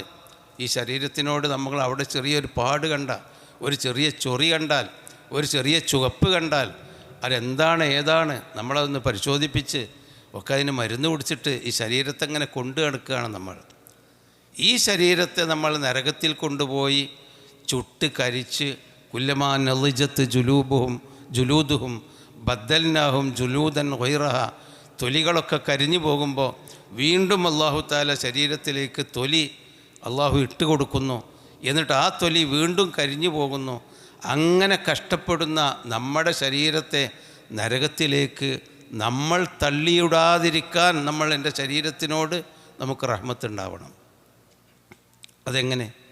അള്ളാഹുവിൻ്റെ മാർഗത്തിൽ ജീവിച്ചുകൊണ്ട്, ഇതിനെ തീ പറ്റരുത്, ആ ജീവിച്ചുകൊണ്ട് വേണം നമുക്ക് റഹ്മത്തുണ്ടാവാൻ. സഹോദരങ്ങളെ, അങ്ങനെയുള്ള റഹ്മത്താണ് നബി സല്ലല്ലാഹു അലൈഹി വസല്ലമ നമുക്ക് പഠിപ്പിച്ചു തന്നത്. ഒന്നാമതായി അള്ളാഹുവിൻ്റെ റസൂല് നിലനിന്നത് തന്നെ അള്ളാഹുവിൻ്റെ റഹ്മത്ത് കൊണ്ടും പ്രവാചകൻ്റെ റഹ്മത്ത് എന്ന സ്വഭാവം കൊണ്ടുമായിരുന്നു എന്നാണ്. ഫബിമാ റഹ്മത്തിൻ മിനല്ലാഹി ലിൻതലഹും വലൗ കുൻത ഫല്ലൻ ഗലീദൽ ഖൽബി ലം ഫല്ലു മിൻ ഹൗലിക ഫഅഫു അൻഹും വസ്ഫഹ്. നീ നല്ലൊരു സ്വഭാവമുള്ളവനായത് അള്ളാഹുവിൻ്റെ റഹ്മത്ത് കൊണ്ടാണ്. പ്രവാചകൻ ആ ഖുറൈശികളെപ്പോലെ പരുക്കനായിരുന്നുവെങ്കിൽ എന്നോ ആളുകൾ ഒഴിഞ്ഞു പോകുമായിരുന്നു. പ്രവാചകൻ്റെ ആ മാർദ്ദവമായ സ്നേഹസമൃദ്ധമായ സ്വഭാവം അല്ലാഹു തആല നൽകിയ കാരുണ്യമാണ്. ആ പ്രവാചകൻ്റെ കരുണാർദ്രമായ ആ സ്വഭാവം കൊണ്ടാണ് ആളുകൾ ഇസ്ലാമിലേക്ക് വന്നതെന്ന്. റസൂലുള്ളാഹി വലിയൊരു പ്രഭാഷകനായിരുന്നില്ല, അദ്ദേഹം നല്ല ഒരു സംഘാടകനൊന്നും ആയിരുന്നില്ല. ഓടി നടന്ന് സംഘാടനം നടത്താനൊന്നും നബിക്ക് അങ്ങനെയുള്ളൊരു പ്രാവീണ്യം ഉണ്ടായിരുന്നില്ല. പിന്നെ ആ ഒരു നല്ല വ്യക്തിയായിരുന്നു പ്രവാചകൻ. ആ വ്യക്തിത്വത്തിൽ ജനങ്ങൾ കാരുണ്യം കണ്ടു, സ്നേഹം കണ്ടു. ഓരോ രംഗങ്ങളിലും അദ്ദേഹം കാരുണ്യം കാണുകയാണ്. അപ്പോൾ സഹോദരന്മാരെ, ആ കാരുണ്യം നമുക്കുണ്ടാവണം. ഈ നോമ്പ് കൊണ്ട് നമുക്ക് കിട്ടേണ്ടതാണ് കാരുണ്യം എന്ന് പറയുന്ന ഒരു സ്വഭാവം. അത് അറിവുണ്ടായിട്ട് കിട്ടൂല, വേഷഭൂഷാദികളുണ്ടായിട്ട് കിട്ടൂല. എത്രയോ അറിവുള്ള മനുഷ്യന്മാർ വീട്ടിൽ ചെന്നാൽ ക്രൂരതയാണ്. ഭാര്യമാരോട്, മക്കളോട് ഒരു നല്ല വാക്ക് പോലും പറയാതെ ക്രൂരമായി ഭാര്യമാരോട് പെരുമാറുന്ന, ഉപ്പനോടും ഉമ്മനോടും പെരുമാറുന്ന എത്രയെത്ര മനുഷ്യന്മാരാണ് നമ്മൾ കാണുന്നത്. ജനങ്ങളുടെ മുമ്പിൽ ശുദ്ധനും എല്ലാ ഹാവഭാവങ്ങളിൽ പേടിയുള്ള, പടച്ചവനെ പേടിയുള്ളവനും ഭക്തനുമൊക്കെയാകുന്ന ആളുകൾ. അപ്പോൾ നമുക്ക് വേണ്ടത് അള്ളാൻ്റെ ഒരു കാരുണ്യം നമ്മൾ തന്നത് നമ്മൾ അത് തിരിച്ചു കൊടുക്കണം ജനങ്ങൾക്ക്. അർറാഹിമൂന ഇർഹമുഹുമുർ റഹ്മാൻ ഇർഹമു മൻ ഫിൽ അർള് ഇർഹമുക്കും മൻ ഫിസ് സമാ. ജനങ്ങളോട് കരുണ ചെയ്യുന്നവൻ, നമ്മളോട് ജനങ്ങളോട് കരുണ ചെയ്യാനല്ല, എല്ലാ ജീവജാലങ്ങളോടും കരുണ ചെയ്യാൻ നമ്മളോട് കൽപ്പിച്ചിട്ടുണ്ട്. അപ്പോൾ കാരുണ്യത്തിൻ്റെ മനസ്സുള്ള ആളുകൾക്ക് അല്ലാഹു തആല റഹ്മാനായ അള്ളാഹു കാരുണ്യം നൽകുന്ന. നമ്മുടെ മനസ്സിൻ്റെ ഉള്ളിൽ കാരുണ്യം വേണം എങ്കിൽ അള്ളാഹുവിൻ്റെ കാരുണ്യം അവൻ നമുക്ക് നൽകും. ഇർഹമു മൻ ഫിൽ അർള്, ഭൂമിയിലുള്ള എല്ലാവരോടും, മനുഷ്യരോടും ജന്തുക്കളോടുമൊക്കെ നിങ്ങൾ കരുണ ചെയ്യുക. ഇർഹമുക്കും മൻ ഫിസ് സമാ, എങ്കിൽ ആകാശത്തുള്ളവൻ അവൻ്റെ കാരുണ്യം നിങ്ങൾക്ക് നൽകിക്കൊണ്ടിരിക്കും. പഠിച്ചവൻ്റെ കാരുണ്യം നമുക്ക് കിട്ടണമെങ്കിൽ നമ്മൾ നമ്മുടെ മക്കളോട് ക്രൂരത ചെയ്യരുത്, നമ്മൾ ജനങ്ങളോട് ക്രൂരത കാണിക്കരുത്. നമ്മുടെ മാതാപിതാക്കളോട്, അള്ളാഹു കഴിഞ്ഞാൽ നമുക്ക് ഈ ഭൂമിയിൽ ആദരിക്കാനുള്ളത്, ബഹുമാനിക്കാനുള്ളത് നമുക്ക് നമ്മുടെ മാതാപിതാക്കളാണ്. അല്ലാഹു റസൂലും കഴിഞ്ഞാൽ വഖളാ റബ്ബുക അല്ലാ തഅ്ബുദു ഇല്ലാ ഇയ്യാഹു വബിൽ വാലിദൈനി ഇഹ്സാന. അള്ളാഹുവിൻ്റെ ഒരു തീരുമാനമാണ്, പ്രപഞ്ച സത്യമാണ്. എന്ത്? അള്ളാഹുവിനെ അല്ലാതെ ആരാധിക്കരുതെന്ന് അള്ളാഹു തീരുമാനിച്ച ഒരു തീരുമാനമാണ്. അള്ളാഹു പോലെ നിങ്ങൾക്കും തീരുമാനിച്ച് കൽപ്പിച്ചു തന്നിട്ടുണ്ട്. അള്ളാഹിനെ കഴിഞ്ഞാൽ ഒബിൽ വാലിദൈനി ഇഹ്സാന, മാതാപിതാക്കളോട് നിങ്ങൾ നന്മ ചെയ്യണം. അള്ളാഹിനെ കഴിച്ചാൽ നമുക്ക് കാരുണ്യം ചെയ്യാനുള്ളത് മാതാപിതാക്കളോടാണ്. അള്ളാഹുവിൻ്റെ റസൂലിനോടുള്ള കാരുണ്യം, റസൂലിൻ്റെ കൽപ്പന അനുസരിച്ച് ജീവിക്കുക, റസൂലിന് നമ്മൾ കാരുണ്യത്തിന് വേണ്ടി സലാത്ത് ചെല്ലുക എന്നുള്ളതാണ്. അള്ളാഹുവിൻ്റെ റസൂലിൻ്റെ നാമം കേൾക്കുമ്പോൾ സലാത്തു ചെല്ലൽ റസൂലിനോടുള്ള കാരുണ്യമാണ്, റസൂൽ നമുക്ക് ചെയ്തു തന്നതിനുള്ള പ്രതിപകാരമാണ്. അള്ളാഹുവിൻ്റെ റസൂലിൻ്റെ പേര് കേൾക്കുമ്പോൾ റസൂലിൻ്റെ പേരിൽ സലാത്ത് ചെല്ലാത്തവന് അള്ളാഹു തആല മൂക്ക് തകരട്ടെ എന്ന് ജിബ്രീൽ അലൈഹിസ്സലാം അഷ്റഫുൽ മലായിക്കത്ത് പ്രാർത്ഥിക്കുകയും അഷ്റഫുൽ ഖലായിഖ് ആമീൻ പറയുകയും ചെയ്ത പ്രാർത്ഥനയിൽ രണ്ടാമത്തേത് അതാണ്. നോമ്പ് ഉണ്ടായിട്ടും നോമ്പിൽ ജീവിച്ചിരുന്നിട്ടും പൊറുക്കപ്പെടാതെ പോയവനും രണ്ടാമത് റസൂലുള്ളാഹിൻ്റെ പേര് കേട്ടിട്ട് സലാത്ത് ചെല്ലാൻ മടിക്കുന്നവൻ. കാരണം ആ റസൂലിനെ കൊണ്ടാണ് നമ്മൾ തുണി ഉടുത്തത്, നമ്മളിങ്ങനെ മനുഷ്യരായത് റസൂലിനെ കൊണ്ടാണ്, ആ റസൂലിൻ്റെ മാർഗനിർദ്ദേശം കിട്ടിയത് കൊണ്ടാണ്. ലോകത്ത് റസൂലിൽ വിശ്വസിക്കാത്തവർ പോലും, റസൂലിനെ വിശ്വസിക്കാത്തവർക്ക് പോലും മനുഷ്യത്വം എന്ന ഒരു കാര്യം ഉണ്ടായത് പ്രവാചകന്മാർ, റസൂലുമാർ വന്നതുകൊണ്ടാണ്. റസൂലുമാർ വന്നതുകൊണ്ടാണ് മനുഷ്യത്വം എന്ന് പറയുന്ന ഒരു കാര്യം ഇല്ലാതെ പോകുന്നത്. അവിടെ മനുഷ്യരെ നിലനിർത്തുന്നത് ആ റസൂലുമാരെ കൊണ്ടാണ്, അല്ലാതെ ഈ ലബോറട്ടറിയിൽ നിന്ന് കിട്ടിയത് കൊണ്ടല്ല. അല്ലേ? ഉമ്മയും ഒരു അന്യ സ്ത്രീയും തമ്മിലെന്താ വ്യത്യാസം? പക്ഷേ ഉമ്മയെ ഉമ്മ കൊടുത്ത് നമ്മൾ ആദരിക്കണമെന്നും അന്യ സ്ത്രീ അവർ വേറൊരു പെണ്ണായി കാണണമെന്നുമുള്ള ചിന്ത മനുഷ്യന്മാരുടെ മനസ്സിലുണ്ടായത് എന്തുകൊണ്ടാണ്? റസൂലുമാർ പഠിപ്പിച്ചത് കൊണ്ടാണ് അല്ലേ? മനുഷ്യൻ്റെ ലൈംഗികമായ ദാഹം അത് മറ്റൊരു സ്ത്രീയോട് മനുഷ്യൻ പ്രകടിപ്പിക്കുമ്പോൾ തൻ്റെ ഉമ്മനോട് പ്രകടിപ്പിക്കാത്തത് എന്താ? അത് ഏത് ലബോറട്ടറിയിൽ നിന്നാണ് കിട്ടിയത്? ഉമ്മയുടെ ശരീരവും ഉമ്മയുടെ രക്തവും അത് വിശുദ്ധമാണെന്നും മറ്റൊരു സ്ത്രീയുടെ ശരീരം എനിക്കെൻ്റെ ലൈംഗികമായ തീവ്രതയ്ക്ക് തീക്ഷണമായ ആഗ്രഹങ്ങൾ തീർക്കാൻ പറ്റുന്നതാണെന്നുമുള്ള ആ ഒരു രക്തത്തിൻ്റെ രണ്ട് ഗ്രൂപ്പ് എവിടുന്ന് കിട്ടിയതാണ് അല്ലേ? ഏതൊരു നിരീശ്വരവാദിയായിരുന്നാലും ഉമ്മയെയും പെങ്ങളെയും അന്യസ്ത്രീ ഭാര്യയെയും മൂന്ന് രൂപത്തിലല്ലേ കാണുന്നത്?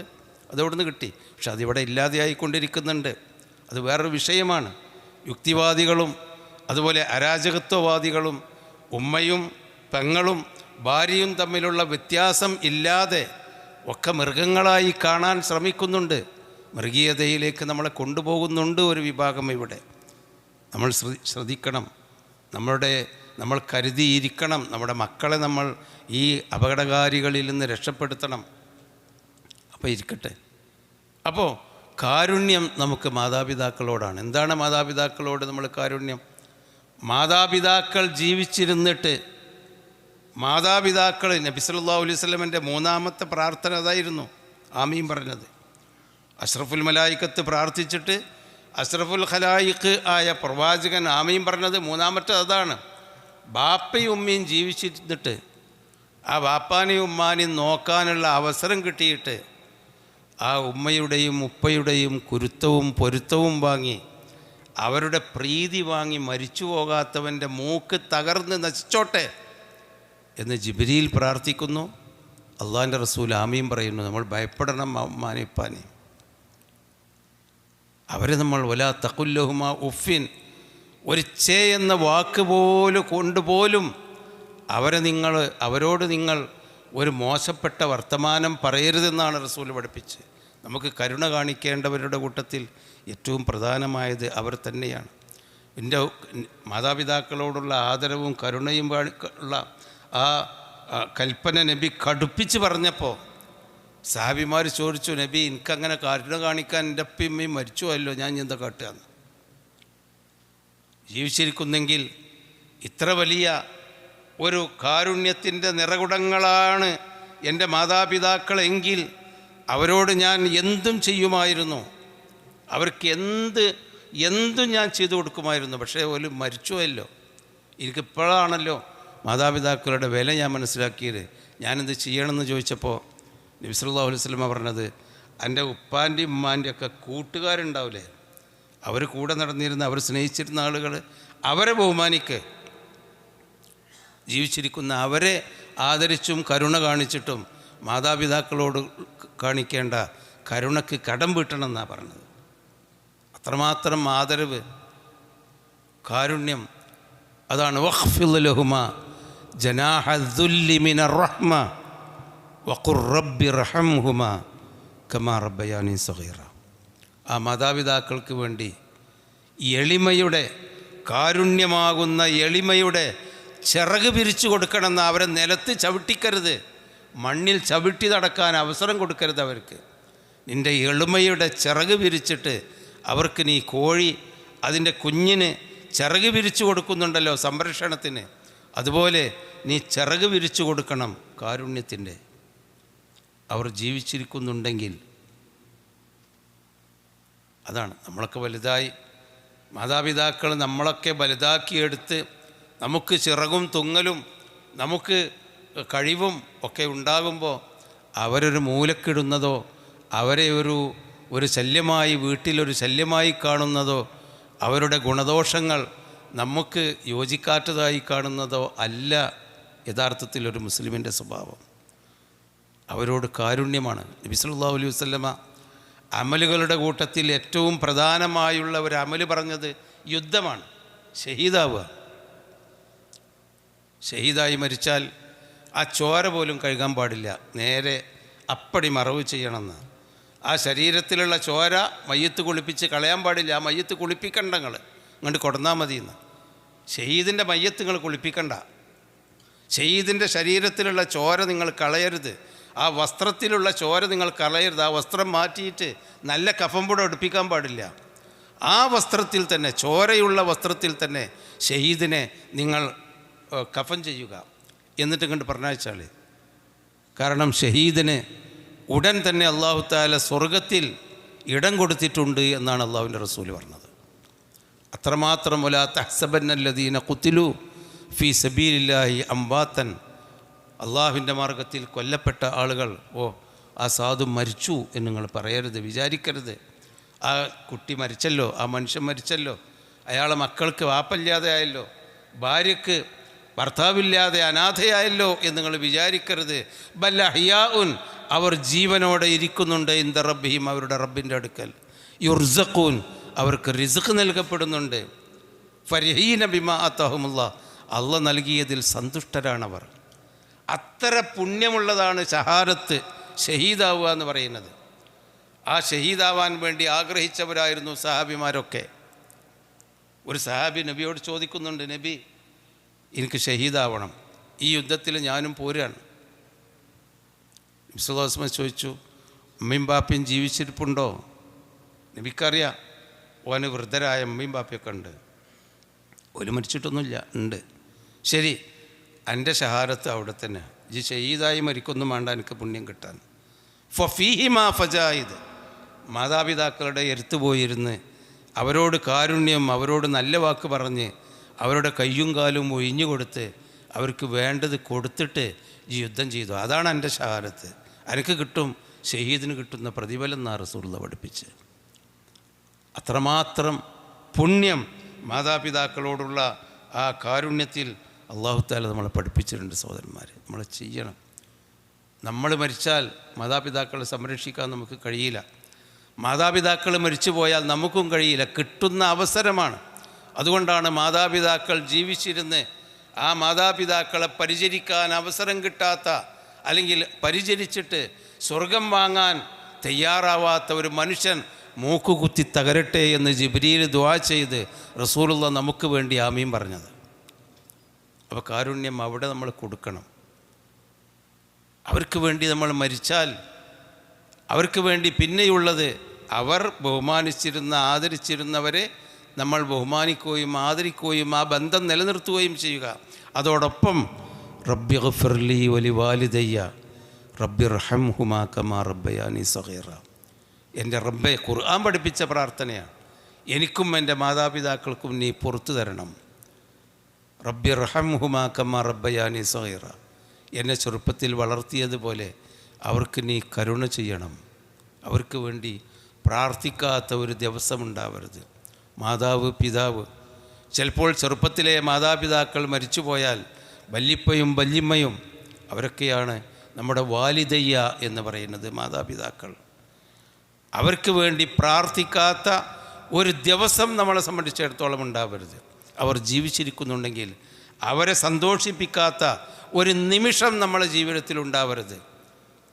അള്ളാഹു പഠിപ്പിച്ച കാരുണ്യത്തിൻ്റെ മഹത്വം അതാണ്. ഗുഹാവാസികളുടെ ചരിത്രം നമുക്കറിയാമല്ലോ. കുറച്ച് പേര് ഗുഹയിലകപ്പെട്ടു. ഗുഹയിലകപ്പെട്ടിട്ട് 3 പേര് ഗുഹയിലകപ്പെട്ട് കല്ല് മൂടി ഒരു യാത്രാമധ്യേ അവർ രാത്രി കയറി കിടന്നു ഒരു ഗുഹക്കുള്ളിൽ. അന്നത്തെ കാലത്ത് അതങ്ങനെയൊക്കെ ആയിരിക്കും, മരുഭൂമിയിലുള്ള യാത്രയിൽ. പിന്നെ അവസാനം രാത്രി നേരം പുലർന്ന് നോക്കുമ്പോൾ കല്ല് വീണു. ആരോടും വിളിച്ചു പറയാനില്ല, അവരതിൻ്റെ ഉള്ളിലാണ്. പറഞ്ഞാൽ ആരും കേൾക്കൂല, വിളിച്ച് കരഞ്ഞാൽ. പടച്ചവനോട് പറയല്ലാതെ. ആ പടച്ചവനോട് പറയുമ്പോൾ അവർ തീരുമാനിച്ചത് നമ്മൾ ചെയ്ത ഏറ്റവും നല്ല അമലുകൾ എടുത്ത് അള്ളാഹുവിനോട് പറയണമെന്ന്. നമ്മൾ ചെയ്ത ഏറ്റവും ആത്മാർത്ഥമാണെന്ന് നമുക്ക് തോന്നിയ അമലുകൾ നമ്മൾ അള്ളാഹുവിനോട് അത് എടുത്തിട്ട് അള്ളാഹുവിനോട് ചോദിക്കണം, ക്ലെയിം ചെയ്യണം എന്നർത്ഥം. അപ്പോൾ ഓരോരുത്തരും ഓരോരോ അമലുകൾ പറഞ്ഞു. ആ കൂട്ടത്തിൽ ഒരാൾ പറഞ്ഞ അമൽ ഇതാണ്, അതായത് മാതാപിതാക്കളെ ഞാൻ സംരക്ഷിച്ചു, എൻ്റെ മക്കളെക്കാളും മാതാപിതാക്കളോട് ഞാൻ കരുണ കാണിച്ചു, അവർക്ക് ഒരു പ്രയാസവുമില്ലാതിരിക്കാൻ വേണ്ടി രാത്രി മുഴുവനും ഞാൻ ഉറക്കൊഴിച്ചിരിക്കേണ്ടി വന്നു, അതിനും എനിക്കൊരു ബുദ്ധിമുട്ടുണ്ടായില്ല. അത്രമാത്രം മാതാപിതാക്കൾക്ക് വേണ്ടി ഞാൻ ചെയ്തത് ആ വാർദ്ധക്യകാലത്ത് എനിക്ക് എന്തെങ്കിലും ഇങ്ങോട്ട് തരും എന്ന് വിചാരിച്ചിട്ടല്ല, അവർ എനിക്ക് ചെയ്ത കാരുണ്യത്തിന് പകരം കൊടുത്തതാണ് പഠിച്ചവനെ. ആത്മാർത്ഥമായിരുന്നു എൻ്റെ മാതാപിതാക്കളോടുള്ള സ്നേഹം. അതുകൊണ്ട് ഈ പാറക്കല്ല് നീക്കിത്തരണമേ എന്ന് പറഞ്ഞപ്പോൾ അല്ലാഹു തആല അത് അംഗീകരിച്ച് പാറക്കല്ലിൻ്റെ ഒരു ഭാഗം നീക്കിക്കൊടുത്തു എന്നാണ് ഖുർആൻ റസൂലുള്ളാഹി നമ്മളെ പഠിപ്പിച്ച്. അപ്പോൾ കാരുണ്യം ഒന്നാമതായി മാതാപിതാക്കളോടാണെന്ന് റസൂല് നമ്മളെ പഠിപ്പിച്ചു. മറ്റൊന്ന് കുട്ടികളോടാണ്. നമ്മുടെ മക്കളോട് നമ്മൾ കാരുണ്യം കാണിക്കണം. മക്കളോട് കാരുണ്യം കാണിക്കണം എന്നാൽ നല്ല ഉടുപ്പും നല്ല ചോക്ലേറ്റും വാങ്ങിക്കൊടുക്കുന്നത് മാത്രമല്ല, മക്കളോട് കരുണയുണ്ടെങ്കിൽ മക്കളെ ദീനിൻ്റെ അടിസ്ഥാനത്തിൽ വളർത്തണം. നമ്മളെ മക്കളെ പിടിച്ച് നമ്മൾ തീയിലേക്ക് വലിച്ചെറിയാൻ ഇഷ്ടപ്പെടാത്തത് എന്താ? അവരോടുള്ള കാരുണ്യം കൊണ്ടാണല്ലോ. എങ്കിൽ ഇന്നല്ലെങ്കിൽ നാളെ അവർ നരകത്തിൽ വെന്തുരുകാതിരിക്കണമെങ്കിൽ ചെറുപ്പത്തിലെ അവർക്ക് ശീലം വളർത്തണം. അവർക്ക് നല്ല ഭക്ഷണം നമ്മൾ കൊടുക്കണം. മക്കൾക്ക് കൊടുക്കുന്ന ഭക്ഷണം ഹലാലല്ല എങ്കിൽ ആ ഹറാമായ ഭക്ഷണം കൊണ്ട് തിന്നു വളർന്ന മക്കളുടെ ശരീരത്തിലെ ആ മാംസം നരകത്തിലേക്കാണ് അള്ളാഹു അവരെ കൊണ്ടുപോവുക. ഹറാമ് തിന്ന മക്കളാവരുത് നമ്മുടെ മക്കൾ. അതിനെന്ത് വേണം? നമ്മളെ സമ്പാദ്യം ശുദ്ധമാകണം. സക്കാത്ത് കൊടുത്ത് ബാക്കിയുള്ള 97 കൊണ്ടായിരിക്കണം മക്കൾക്ക് തിന്നാൻ കൊടുക്കുന്നതും ഉടുക്കാൻ കൊടുക്കുന്നതും. 97യിൽ നിന്നായിരിക്കണം. നമ്മൾ ആ 2.5 ഒപ്പിക്കും. വീട്ടിലുള്ള പണിക്കാർത്തിക്കും അതുപോലെ തന്നെ മറ്റുള്ള പണിക്കാർക്കുള്ള ബോണസും ബാക്കി എല്ലാ കാര്യങ്ങളും 2.5 ഉള്ളിൽ കഴിയണം. പള്ളി കമ്മിറ്റിയും മദ്രസ കമ്മിറ്റിയും എല്ലാം 2.5 ഉള്ളിൽ. 97 നമ്മൾ തൊടൂല. എന്നിട്ട് മസാല ചോദിക്കും. എന്താ മസാല? അത്തായത്തിന് ഞാൻ ഈ പ്രാവശ്യം ഒരു ദിവസം അത്തായം ഞാൻ സ്പോൺസർ ചെയ്തിട്ടുണ്ട്, അത് സക്കാത്തുനിന്ന് വെട്ടുമെന്ന്. ആ 2.5 ഒരു ദിവസത്തെ പള്ളിയിലെ അത്തായം ഒരാൾ ചോദിച്ചാണ്. ഒരു ദിവസത്തെ പള്ളിയിലെ അത്തായം എന്ന് പറയണമെങ്കിൽ 9,000 ഉറുപ്പ്യ 8,000 ഉറുപ്പ്യ വരും. അത് സക്കാത്തിൽ നിന്നാണ് പറ്റുമെന്ന്. 2.5 മറ്റേ 97 വരെ തൊടൂല. ഭർത്താവിന് കുറേ കടമുണ്ട്, അത് സക്കാത്തിൽ നിന്ന് പറ്റുമെന്ന് ഭാര്യ ചോദിക്കും. അതെന്താ? ആഭരണം ഒരുപാടുണ്ട്. ഭർത്താവിൻ്റെ കടം കുറച്ചാണ്ട് വീട്ടാൻ ആഭരണം വിറ്റിട്ട് ഭർത്താവിന് കൊടുക്കാൻ പറ്റും. എന്നാലും അവളുടെ 97 തൊടാൻ പാടില്ല. എല്ലാ അയിമലാണ് കഴിയണം. അതല്ല സഹോദരന്മാർ, 97യിൽ നിന്നായിരിക്കണം നമ്മളെ ഭാര്യയ്ക്കും മക്കൾക്കും തിന്നാൻ കൊടുക്കേണ്ടത്. ആ തൊടുത്ത മുഖവും ആ നല്ല മുടുക്കുള്ള കയ്യും കാലമൊക്കെ ആണെന്ന് നമ്മൾ കുട്ടികളോട് പറയല്ലോ. കുട്ടികളെ പറ്റി അത് ഹറാമല്ല, ഹലാല് തിന്നാൻ കൊടുക്കണം. മക്കളോടുള്ള ഒന്നാമത്തെ കാരുണ്യം അങ്ങനെ തന്നെയാണ്. രണ്ടാമത്തെ കാരുണ്യം മക്കളെ നമ്മൾ നന്നായി പഠിപ്പിച്ച് വളർത്തണം. ചെറിയ കുട്ടികളുണ്ടെങ്കിൽ നമ്മൾ പള്ളിയിൽ നമ്മളെ കൂടെ അങ്ങനെ വന്നിരിക്കുന്നത് അതൊരു ശീലമാണ്. ഞാൻ ബാപ്പുള്ള കാലത്ത് തന്നെ ചെറുപ്പത്തിലെ പള്ളിയിൽ പോയി ശീലിച്ചതാണ്. അപ്പോൾ ആ പള്ളിയിൽ പോയി ജീവിക്കുന്ന ആ നടക്കുന്ന പോകുന്നതിൻ്റെ ആ ഒരു ഉളുപ്പ് മാറി കിട്ടും. നമ്മൾ മക്കളെ ശീലിപ്പിക്കണം. ചെറുപ്പകാലത്ത് നല്ല കാര്യങ്ങൾ, നല്ലത് ചെയ്തും നല്ലത് പഠിപ്പിച്ചു, നല്ല ബോധം അവർക്ക് കൊടുക്കണം. നല്ല ബോധം നമ്മൾ കൊടുക്കണം. TV ഇങ്ങനെ തുറന്നിട്ട് മക്കളെ ആദ്യം നമുക്ക് കാണാൻ പാടില്ല, അതുകൊണ്ട് ഓഫായി കളി. അത് തെറ്റാണ്, ശരിയല്ല. നമുക്ക് നല്ലത് കാണാം. ഞാൻ വേറൊരു ചാനലിലേക്ക് വരാം എന്ന് കുട്ടിയെ ചെറുപ്പത്തിൽ നമ്മൾ പഠിപ്പിച്ചാൽ കുട്ടി അത് അവിടെ റെക്കോർഡ് ചെയ്യും. ബാപ്പ പണ്ടത് ഓഫാക്കിയെന്നു, നമ്മളത് ഓഫാക്കണം. ശീലങ്ങളുണ്ടാക്കി കൊടുക്കണം. മക്കൾക്ക് ശീലമുണ്ടാക്കി കൊടുക്കണം. നമ്മൾ എല്ലാ നല്ല കാര്യങ്ങളും അങ്ങനെയാണ് മക്കളോട് നമ്മൾ സ്നേഹിക്കേണ്ടത്. മക്കൾ പറഞ്ഞതൊക്കെ കൊണ്ടുവന്ന് കൊടുക്കൽ മാത്രമല്ല, അവരെ നരകത്തിൽ നിന്ന് രക്ഷപ്പെടുത്തണം. നബി സല്ലല്ലാഹു അലൈഹി വസല്ലമക്ക് കുഞ്ഞുമക്കളോട് എല്ലാ അർത്ഥത്തിലും സ്നേഹം നമ്മൾ ഉണ്ടായിരുന്നത് നമുക്ക് കാണാം. അത് ജീവിതത്തിൽ ചെറിയ കുഞ്ഞുങ്ങളെ ഒട്ടകപ്പുറത്ത് കയറ്റിയിരുത്തും. എന്നിട്ട് നല്ല ഉപദേശം കൊടുത്ത് കഥ പറഞ്ഞ് അങ്ങനെ കൊടുത്തിട്ട് ഇങ്ങനെ യാത്ര കൊണ്ടുപോകും. അബ്ദുല്ലാഹി ഇബ്നു അബ്ബാസ് റളിയല്ലാഹു അൻഹുവിനൊക്കെ അങ്ങനെ കൊണ്ടുപോകുന്നത് കാണാം, നല്ല ഉപദേശങ്ങൾ കൊടുത്തിട്ട്.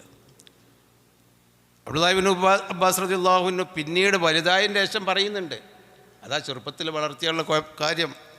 വലുതായതിൻ്റെ ശേഷം ഒട്ടകപ്പുറത്ത് ഇങ്ങനെ കൊണ്ടുപോകുമ്പോൾ കുറേ സ്ത്രീകൾ ആ ഭാഗത്തു കൂടി പോകുന്നു. കുട്ടി ഇങ്ങനെ തിരിഞ്ഞു നോക്കി. പെണ്ണുങ്ങളെ ഒന്നുണ്ടായിട്ട് നോക്കിയതല്ല, ചെറിയ കുട്ടിയല്ലേ, അവിടെ സൗന്ദര്യം കാണാനൊന്നും നോക്കിയതല്ല. നബി പറഞ്ഞു അങ്ങോട്ട് നോക്കല്ല, അങ്ങോട്ട് നേരെ മുന്നിൽ നോക്ക്. മുഖം തിരിച്ചു കൊടുത്തു.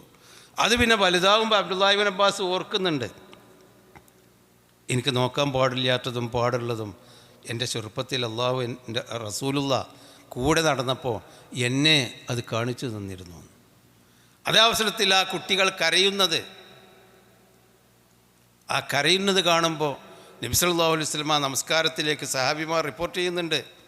നബി നിസ്കാരത്തിലേക്ക് ഇറങ്ങും, നിസ്കാരത്തിലേക്കാണ്ട് പ്രവേശിക്കും.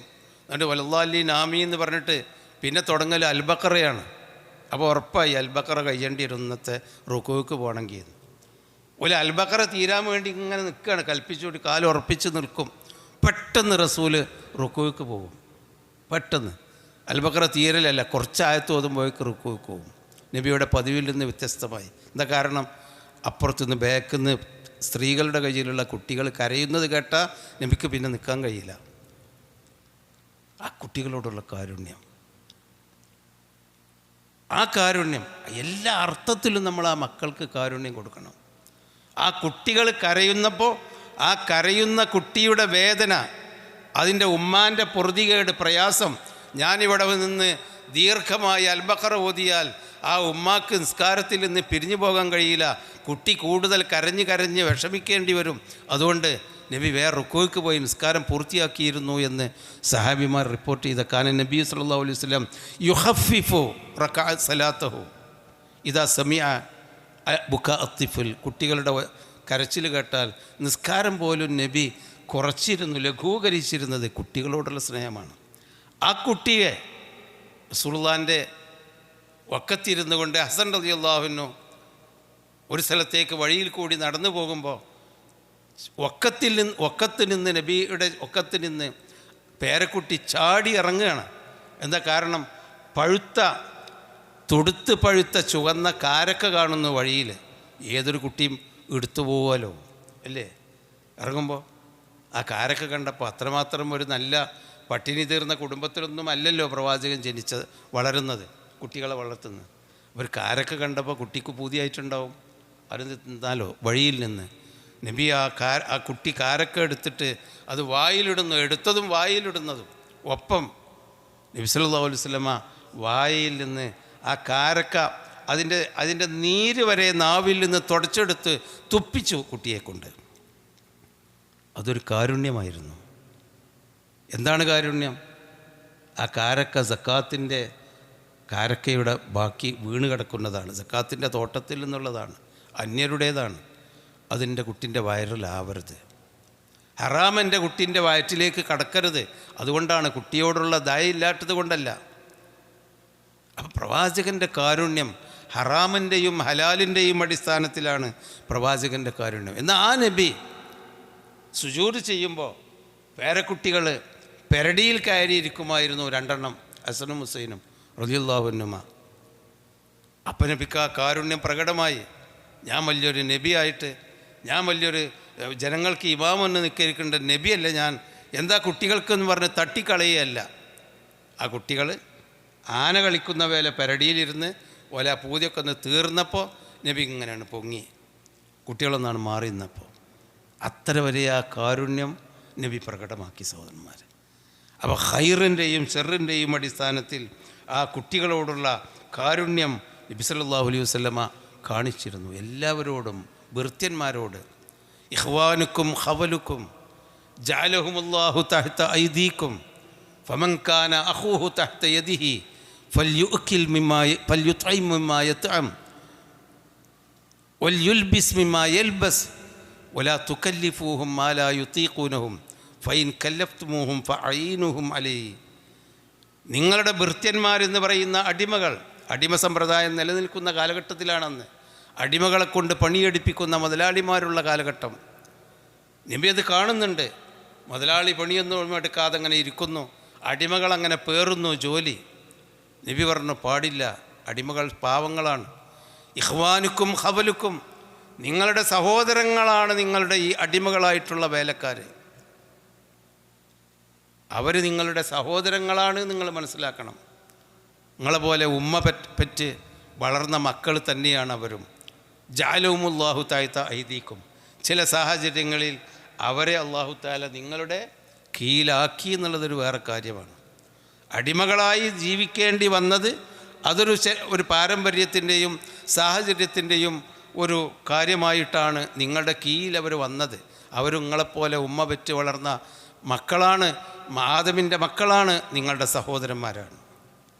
ഫമൻഖാന അഖൂഹു തഹ്ത യദിഹി, ഭൃത്യന്മാരും അടിമകളുമായിട്ടുള്ള ആളെങ്കിലും നിങ്ങളുടെ കീഴിലുണ്ടെങ്കിൽ ഫൽ യുത്ഇംഹു മിമ്മാ യത്അം, നിങ്ങൾ തിന്നും പോലെ അവരെയും തീറ്റിക്കണം. വൽ യുൽബിസു മിമ്മാ യൽബസ്, നിങ്ങൾ ഉടുക്കുന്ന പോലെ അവരെയും ഉടുപ്പിക്കണം. വലാ തുകല്ലിഫുഹും മാ ലാ യുതീഖൂനഹും, അവർക്ക് കഴിയാത്ത പണി പോലങ്ങൾ ഏൽപ്പിക്കരുത്. അഥവാ ഏൽപ്പിച്ചാൽ ഫൈൻ കല്ലഫ്തുഹും ഫഅഈനുഹും അലൈഹി, നിങ്ങൾ അവരെ സഹായിക്കണം. തൊഴിലാളികളോട്, ഭൃത്യന്മാരോട്, തൻ്റെ കീഴിലുള്ളവരോട് പ്രവാചകൻ്റെ കാരുണ്യം പ്രാവർത്തികമായി മാനവികതയുടെ മൂല്യങ്ങളായിട്ട് പഠിപ്പിച്ചു കൊടുക്കുകയാണ് റസൂലുള്ളാഹി. ഇതാണ് കാരുണ്യത്തിൻ്റെ പ്രവാചകൻ എന്ന് പറയുന്നത്. എല്ലാവരോടുമുള്ള കാരുണ്യം, ഭാര്യമാരോടുള്ള കാരുണ്യം. റസൂലിൻ്റെ ജീവിത രീതി അങ്ങനെ പെരയിൽ എന്ന് ചോദിച്ചപ്പോൾ ആയിഷാ ബീവി പറയുന്നു, കാനഫി ഖിദ്മത്തി അഹ്ലിഹി ഫി മിഹിനത്തി അഹ്ലിഹി, നബി സല്ലല്ലാഹു അലൈഹി വസല്ലം നിങ്ങളെടുത്ത് വലിയ നബിയും കാര്യങ്ങളും പ്രവാചകനൊക്കെ ആയിട്ട് നിങ്ങൾക്ക് ഉപദേശിച്ചു തരികയാണെങ്കിലും പെരയിൽ വന്നാൽ ഞങ്ങളെ പെരക്കാർക്ക് പണിയെടുത്ത് തരാറുണ്ടായിരുന്നു, വീട്ടുജോലി ചെയ്തു തരാറുണ്ടായിരുന്നു, വൃത്തിയാക്കി തരാറുണ്ടായിരുന്നു, പായകൾ കഴുകാറുണ്ടായിരുന്നു, വസ്ത്രങ്ങൾ കഴുകാറുണ്ടായിരുന്നു, നബി പാത്രങ്ങൾ കഴുകിക്കൊടുക്കാറുണ്ടായിരുന്നു. ഭാര്യമാരെ യഥാർത്ഥത്തിൽ ഭാര്യമാരെ സഹായിച്ചിരുന്നു. സഹോദരന്മാരെ, നമുക്കൊന്നും ആലോചിച്ചറിഞ്ഞൂടാ, ആലോചിക്കാൻ കഴിയൂല ഭാര്യമാരെ സഹായിക്കുന്നതിന് പകരം. പക്ഷേ അതാണ് റസൂലിൻ്റെ കാരുണ്യം. റസൂൽ അങ്ങനെ തന്നെയാണ് ഭാര്യമാരോട് പെരുമാറിയിരുന്നത്. കാരുണ്യത്തിൻ്റെ പ്രവാചകനാണ്. പ്രവാചകൻ വീട്ടിൽ വരുമ്പോൾ, വീട്ടിലുള്ള ദിവസം ഭാര്യമാർക്ക് ആശ്വാസമായിരുന്നു. ഇന്ന് എല്ലാ പണിയും ഞങ്ങൾ രണ്ടാളും കൂടിയാണ് എടുക്കൽ എന്നുള്ള അർത്ഥത്തിൽ നമ്മൾ ചെയ്തു കൊടുക്കണം. കാരണം മാ അക്രമഹുന്ന ഇല്ലാ കരീം ഒമാ അഹാനഹുന്ന ഇല്ലാ ലഈം, ഭാര്യമാരെ ആദരിക്കുന്നവൻ, മാന്യന്മാർക്ക് ഭാര്യമാരെ ആദരിച്ച് ബഹുമാനിക്കാൻ കഴിയൂ.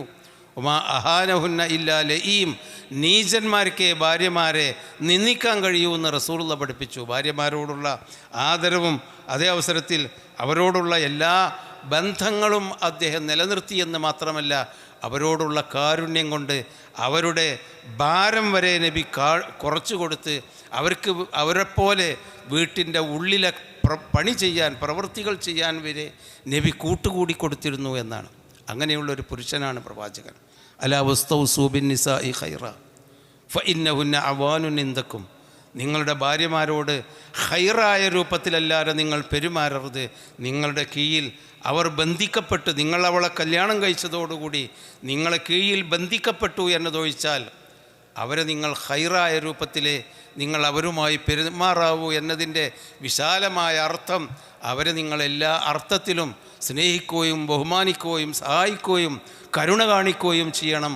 ഒരു വാക്ക് കൊണ്ടുപോലും അവരെ നിങ്ങൾ വേദനിപ്പിക്കരുതെന്നാണ്. അതാണ് മാന്യന്മാരാണ് ഭാര്യമാരെ മാന്യമായി ഭാര്യമാരോട് സഹവർത്തിക്കുക എന്നും അല്ലാത്തവർ നീചന്മാരാണെന്നും നബി സല്ലല്ലാഹു അലൈഹി വസല്ലം പഠിപ്പിച്ചത്. ഒരു ദിവസം പോലും ആ ഭാര്യമാരോട് ഒരു വെറുപ്പിൻ്റെ വാക്കുകൾ ഇങ്ങോട്ട് പറഞ്ഞിട്ട് പോലും പ്രവാചകൻ പറഞ്ഞിരുന്നില്ല. ഭാര്യമാർ ഇങ്ങോട്ട് നബിയോട് ഒരുപാട് പ്രയാസപ്പെടുത്തുന്ന വാക്കുകൾ പറഞ്ഞപ്പോൾ, ശരി എങ്കിൽ നിങ്ങൾക്ക് സുഖമായി ജീവിക്കാൻ ഞാൻ നിങ്ങളെ ഒഴിവാക്കി തരാം, വേണോ? നിങ്ങൾ എൻ്റെ ഭാര്യമാരെന്ന പദവിയിൽ നിന്ന് വേണമെങ്കിൽ നിങ്ങൾക്ക് പോകാം എന്നല്ലാതെ അവരെ ചീത്ത വിളിക്കുകയോ പ്രയാസപ്പെടുത്തുകയോ ചെയ്ത ഒരു വാക്ക് പോലും നബിയുടെ ജീവിതത്തിൽ ഉണ്ടായിട്ടില്ല എന്നതാണ് നമ്മൾ കാണുന്ന ഇത്. ആ ഭാര്യമാരോടുള്ള സ്നേഹത്തിൻ്റെ വലിപ്പമറിയാമോ? ഒരു സംഭവം, നബി സല്ലല്ലാഹു അലൈഹി വസല്ലം ആ ബദർ യുദ്ധം കഴിഞ്ഞ് വന്നിരിക്കുകയാണ്. ബദർ യുദ്ധം കഴിഞ്ഞ് ഒരുപാട് ബന്ദികളെ പിടിച്ചു കൊണ്ട് വന്നിട്ടുണ്ട്. ഒരുപാട് ബന്ദികൾ മുശ്രിക്കീങ്ങളുടെ കൂട്ടത്തിലുള്ള. നബിൻ്റെ അളാപ്പുണ്ട് അബ്ബാസ് റളിയല്ലാഹു അൻഹു, നബിയുടെ മരുവനുണ്ട് അബുൽ ആസ് എന്ന പേരിലുള്ള നബിയുടെ മരുമകൻ. നബിയുടെ മകൾ സൈനബയുടെ ഭർത്താവാണ്. ഒലക്ക ബദർ യുദ്ധത്തിൽ നബിയുടെ മരുമകൻ മുശ്രിക്കായിരുന്നു. ആ ഇസ്ലാമിൻ്റെ മുമ്പ് കല്യാണം കഴിച്ചു കൊടുത്തതാണ്, ഇസ്ലാമിൻ്റെ മുമ്പ്. പിന്നെ നബി സല്ലല്ലാഹു അലൈഹി വസല്ലം നുബുവത്ത് കിട്ടിയതിന് ശേഷം സൈനബ വിശ്വസിച്ചു. അബുൽ ആസ് മുശ്രിക്കായിക്കൊണ്ട് തന്നെ മക്കത്ത് കൂടി. സൈനബനെ ഹിജറ പോരാൻ പോലും, ബാപ്പാൻ്റെ കൂടെ ഹിജറ പോരാൻ പോലും അബുൽ ആസ് അനുവദിച്ചില്ല. പക്ഷേ മുശ്രിക്കത്തായ ഭർത്താവിൻ്റെ കൂടെ മുസ്ലിമത്തായ നബിയുടെ മകൾ നിൽക്കാൻ പാടില്ല എന്നുള്ള ആ കൽപ്പന വന്നിരുന്നില്ല ആ കാലഘട്ടത്തിൽ. അബുല്ലാസ് ബദർ യുദ്ധത്തിൽ നബിയെ എതിർക്കാൻ വേണ്ടി വന്ന കൂട്ടത്തിൽ ശത്രുക്കളുടെ കൂട്ടത്തിലുണ്ടായിരുന്നു. ചെറ പിടിച്ച് അവരെ ബന്ദികളാക്കി വെച്ചപ്പോൾ അബുല്ലാസും ആ കൂട്ടത്തിലുണ്ട്. നബി സല്ലല്ലാഹു അലൈഹി വസല്ലമ പറഞ്ഞു, നിങ്ങൾക്ക് ബന്ധനത്തിൽ നിന്ന് മോചിക്കണമെങ്കിൽ നിങ്ങൾ ഫൈൻ അടക്കണം, കഫാറത്ത്, അതിനുള്ള പ്രായശ്ചിത്തം നൽകണം, ഫിദിയ തരണം. പലയിടത്തുണ്ട്, പലയിടത്തും ഇല്ല. അബുല്ലാസ് ഇങ്ങനെ ആലോചിച്ചു, എൻ്റെ കയ്യിൽ ഫിദിയ കൊടുക്കാനൊന്നുമില്ല.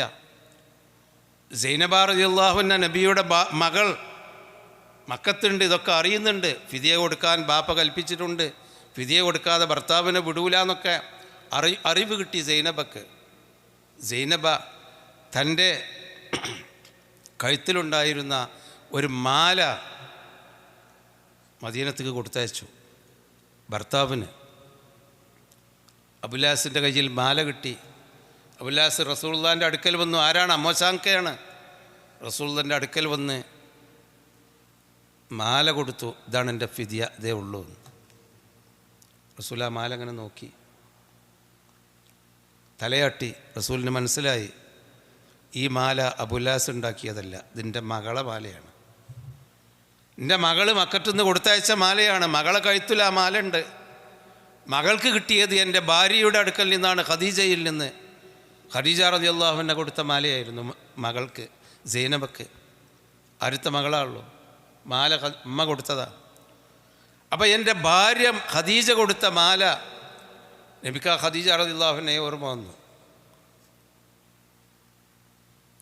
മകളെ ഓർമ്മ വന്നു.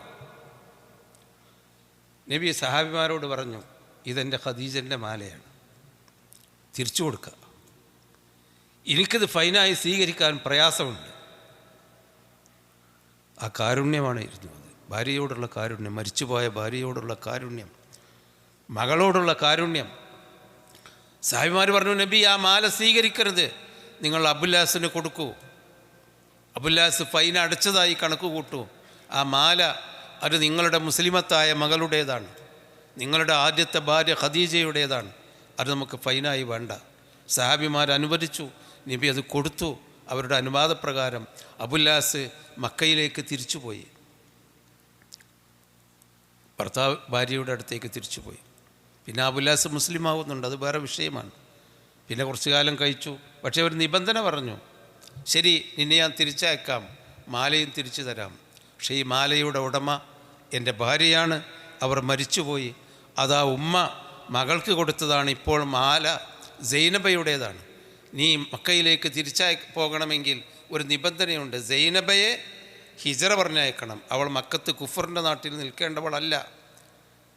ഹിജറ 2-ാം കൊല്ലത്തിലാണ് സംഭവം, ബദർ യുദ്ധം കഴിഞ്ഞിട്ടാണ്. അവളെ കൊണ്ട് മദീനയിലേക്ക് പറഞ്ഞയക്കണം. അങ്ങനെ സൈനബയെ അബുല്ലാസ് വാക്ക് പാലിച്ചു. ഉടൻ തന്നെ നിൻ്റെ ഉപ്പയുടെ അടുക്കലേക്ക് പോകാം, മാലയും കൊണ്ടുപോയിക്കോ. അങ്ങനെ സൈനബ റളിയല്ലാഹു അൻഹ നബിയുടെ അടുക്കൽ വന്ന് താമസം തുടങ്ങി. ഭർത്താവില്ല, ഭർത്താവ് മക്കത്താണ്. കുറേ കാലം, വർഷങ്ങൾ കഴിഞ്ഞതിൻ്റെ ശേഷം ഒരു യുദ്ധത്തിൽ വീണ്ടും പിടികൂടപ്പെടുകയാണ് അബുൽ ആസ് റളിയല്ലാഹു അൻഹു. അദ്ദേഹം പിന്നീട് വിശ്വസിക്കുന്നുണ്ട്. ഒരു യുദ്ധത്തിൽ പിടികൂടി സഹാബിമാർ, നബിയുടെ അടുക്കൽ കൊണ്ടുവന്നു. പഴയ മരുമകൻ തന്നെയാണ്, ഭർത്താവ് ഇവിടെ ഉണ്ട്. നബിയുടെ അടുക്കൽ കൊണ്ടുവന്നപ്പോൾ അബുല്ലാസ് ഓടിച്ചെന്ന് സൈനബയുടെ അടുക്കൽ വന്നു. നബിയുടെ വീട്ടിലുണ്ട് സൈനബ, ഭാര്യ ഉണ്ടല്ലോ, ബന്ധം മുറിഞ്ഞിട്ടില്ല. ആ നിക്കാഹിൻ്റെ ബന്ധം മുറിയുമെന്ന അള്ളാഹുവിൻ്റെ കൽപ്പന വരാത്തതിൻ്റെ മുമ്പുള്ള സംഭവമാണത്. ഭാര്യയുടെ അടുക്കൽ വന്നിട്ട് പറഞ്ഞു, സൈനബ എനിക്ക് അഭയം തരണം, എന്നെ പിടികൂടിയതാണ് മുസ്ലിമീങ്ങൾ, എനിക്ക് അഭയം തരണം. സൈനബ അഭയം കൊടുത്തു. കാരണം അത് ആ സമ്പ്രദായമാണ്. ഒരാൾ മറ്റൊരാൾക്ക് അഭയം കൊടുത്താൽ പിന്നെ അയാളെ ഉപദ്രവിക്കാൻ പാടില്ല. ഭാര്യ അഭയം കൊടുത്തു. നബി സല്ലല്ലാഹു അലൈഹി വസല്ലം ഇത് അറിഞ്ഞതിൻ്റെ ശേഷം ആ അഭയം സ്വീകരിച്ചു നബി സല്ലല്ലാഹു അലൈഹി വസല്ലം. പിന്നീട് അബുല്ലാസിന് മനസ്സിലായി ഇത് സത്യത്തിൻ്റെ മതമാണ്, ഇത് അക്രമത്തിൻ്റേതല്ല. അദ്ദേഹം വിശ്വാസിയായി ഷഹാദത്ത് കലിമ ചൊല്ലി നബിയുടെ അടുക്കൽ മുസ്ലിമായി മാറി. അപ്പോൾ നബി പറഞ്ഞു, ശരി സൈനബയുമായുള്ള ബന്ധം നിനക്ക് തുടരാം. ഒരിടവേളയിൽ ആ ബന്ധം മാറിയിരുന്നല്ലോ. സൈനബ മദീനത്തും അദ്ദേഹം മക്കത്തുമായിരുന്നല്ലോ. ഇനി തുടരാം. ആ വിവാഹം തുടർന്നു. അങ്ങനെയാണ് 2 സഹാബിമാരായി മരിച്ചുപോയത്. അപ്പോൾ സ്നേഹത്തിൻ്റെ ഭാഗമാണ് ഇവിടെ ചരിത്രം പഠിപ്പിക്കുന്നത്. തൻ്റെ ഭാര്യയോടുള്ള സ്നേഹം, അതാണ് ഒരു തീരുമാനത്തിൽ നിന്ന് പ്രവാചകൻ പിന്മാറിയത്. ആ ഒരു സ്നേഹത്തിൻ്റെ ഉള്ളിലുള്ള കാര്യമായിരുന്നു. നബി സല്ലല്ലാഹു അലൈഹി വസല്ലമ ഇവിടെ വീട്ടിൽ ആരെങ്കിലും എന്തെങ്കിലും ഭക്ഷ്യവസ്തുക്കൾ നല്ലത് വല്ലതും കൊണ്ടുവന്നാൽ നബി പറയും, ഏതായാലും നമുക്കുണ്ടല്ലോ, നമ്മൾ ഒറ്റക്ക് തിന്നണ്ട. എൻ്റെ ഖദീജയുടെ കൂട്ടുകാരികളുണ്ട് ഈ അടുത്ത വീടുകളിൽ. ഖദീജ ജീവിച്ചിരിക്കുന്ന കാലത്ത് ഖദീജയോടൊപ്പം ജീവിച്ചിരുന്ന കൂട്ടുകാരികളുണ്ട്, അവർക്കും കുറച്ച് കൊണ്ടുപോയി കൊടുത്താളിയത്. ഭാര്യമാർക്കൊരു ഈർഷ്യ തോന്നിയിരുന്നു.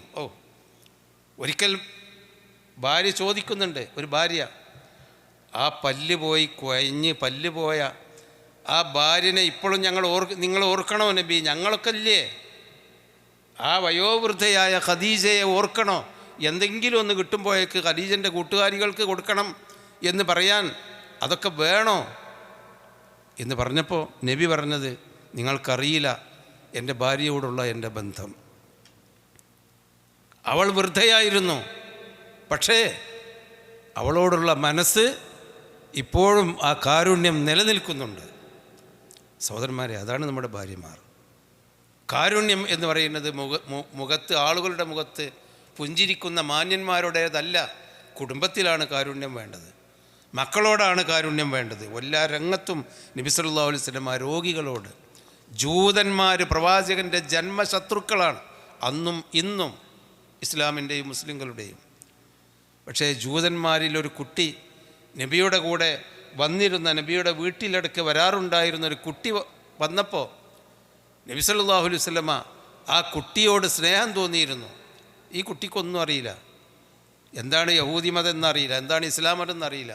റസൂലിന് നല്ല ഇഷ്ടമുള്ള കുട്ടി, റസൂലിനെ പരിചരിച്ചിരുന്നു ആ കുട്ടി, റസൂലിനോട് അനുസരണ കാണിച്ചിരുന്നു കുട്ടി. പക്ഷേ ജൂതനാണ്. റസൂലിൻ്റെ കാരുണ്യം തോന്നി. ആ കുട്ടിക്ക് രോഗമാണെന്നറിഞ്ഞപ്പോൾ, ആ കുട്ടി രോഗിയായി മരിച്ചാൽ അപകടമാവില്ലേ? നബി ആ കുട്ടീനെ കാണാൻ ചെന്നു. ജൂതന്മാർ, കുടുംബങ്ങൾ സമ്മതിച്ചു. മുഹമ്മദല്ലേ വന്നത്, കുറേ കാലം മുഹമ്മദിൻ്റെ കൂടെ മകൻ ജീവിച്ചിട്ടുണ്ടല്ലോ. ആ കുട്ടീൻ്റെ അടുക്കൽ നബി പോയി ചെന്നു, രോഗം ശുശ്രൂഷിച്ചു. രോഗത്തിൽ ഒരുപാട് നല്ല കാര്യങ്ങളൊക്കെ പറഞ്ഞു കൊടുത്തിട്ട് അവസാനം കുട്ടിയോട്, കുട്ടി മരിക്കുകയാണെങ്കിൽ മുസ്ലിമായി മരിക്കലാ നല്ലത്, നീ മുസ്ലിമാകണോ?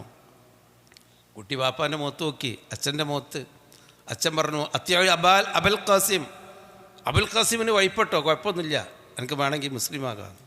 ആ കുട്ടി മുസ്ലിമായി മരിച്ചു.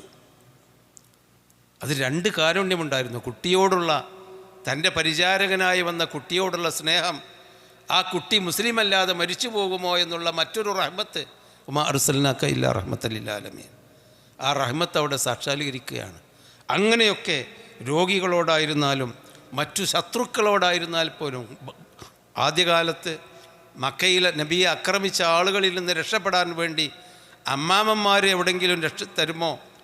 തായിഫിലുണ്ടായിരുന്ന അമ്മാമന്മാർ എനിക്ക് വല്ല അഭയം നൽകുമോ എന്ന് കരുതി തായിഫിലേക്ക് പോയി നോക്കിയ സംഭവമുണ്ട്.